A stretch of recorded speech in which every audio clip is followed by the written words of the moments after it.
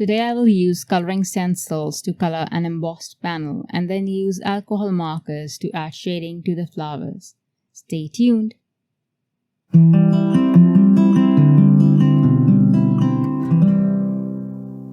Hello and welcome to Creative Coloring with Iram. Today's card is also simple, and again, as I do most of the time, I will share a few steps with you along with points where you can stop and walk away with a simpler project if you want to, or keep moving forward to step up the design. For my project today, I am using the Daisies Simple Coloring Stencil and the Daisies 3D Embossing folder. I have already embossed a classic Crest solar white panel. Please use a fine mister to mist the back side of the panel before embossing to avoid cardstock from cracking.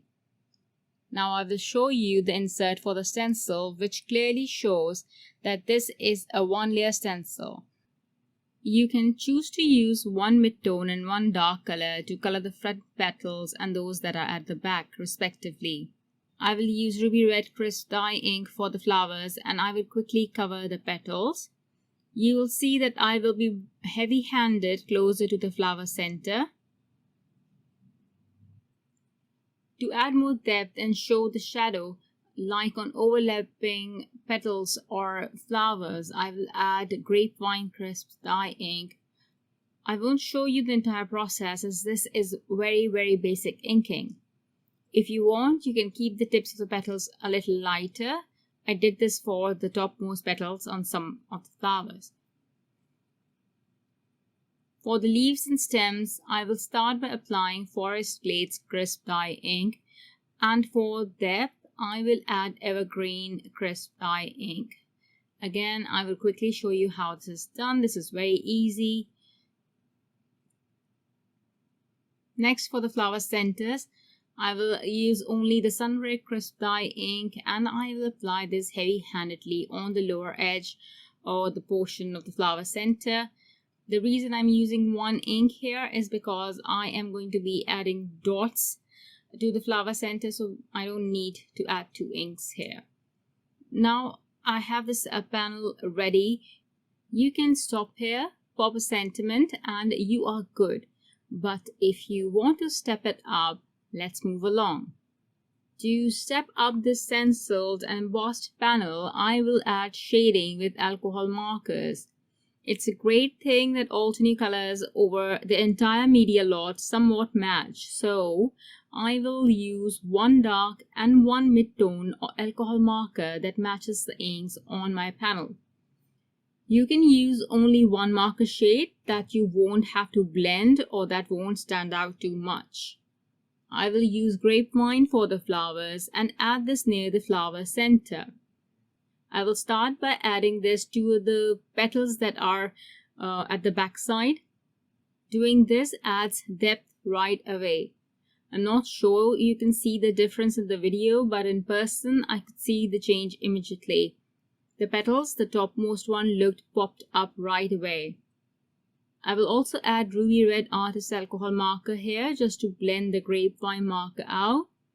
I don't need to do this, but I loved the pop of red from the Ruby Red marker. For the leaves, I will first add Evergreen Artist Alcohol marker, and this is quite dark. So I absolutely need Forest Glades Artist Alcohol marker to blend this out. The Forest Glades is the second lightest. Basically, we have to use the darkest and the mid-tone marker. You can also use just one of that is the darkest, as in the case of the flowers. I mentioned that I didn't really need the Ruby Red. So if you have one marker that matches the ink color, you are good. I'm adding these darkest colors to add depth, and this is what will create dimension in our flower petals and leaves. Now onto the flower center, which is the most interesting to color. I always follow the same technique for most flower centers. I usually add lots of dots of various sizes in different shades of the same color family or matching colors. On this card, I'm using Caramel Toffee, Paper Bag, and Warm Sunshine. I didn't think I would need the Warm Sunshine since it's very close to the yellow on my flower center. but you will see for yourself that adding warm sunshine dots enhance the flower center. It also allowed me to add more depth to the area where I want to show a bit of shading and a bit of depth by adding more dots to that area. I usually do this in a C format to end up with a dome-like shape. This is what I do. You can choose to do something else, either add a satin finish, dark to light, or leave it as is, or begin by adding 2 ink colors during stenciling, so you can skip adding marker detail to the flower center. This is your choice, absolutely your choice, so do what you like. Once you are done, you can leave the background white if that is what you want. I wanted to add a bit of color. Now you can go with any color you want to. I would suggest using just one color marker to make the process easier and faster, and also because you won't have to blend several shades. Blue background would look really nice both in light and dark. I have previously made this card with a blue background and it looks beautiful, very vibrant. However, today I am going to use Morning Frost Artist Alcohol Marker and add color to the background. This is super simple and easy. You will be done in no time. You have to make sure your marker is juicy and you have refill for this, as coloring backgrounds take a lot of ink. Once I have the colored panel, I will emboss this again. But this time I forgot to use the fine mister, so there are a few cracks on my panel. Remember, you guys need to mist the panel on the back side of it lightly both times before embossing.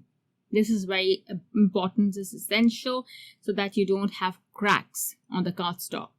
Now I will just adhere the sentiment and add a few sequins, and then adhere the panel onto the card base. That's it, I'm done. I hope you liked my card. Thank you very much for watching. See you next week. Bye. Hello there! Did that video just spark your creativity? And do you want more project ideas and inspiration videos too? Well, if you do, please make sure that you subscribe to the Altenew YouTube channel. Also, make sure that you do click that notification bell so you don't miss a video. Thanks so much for watching. Bye bye!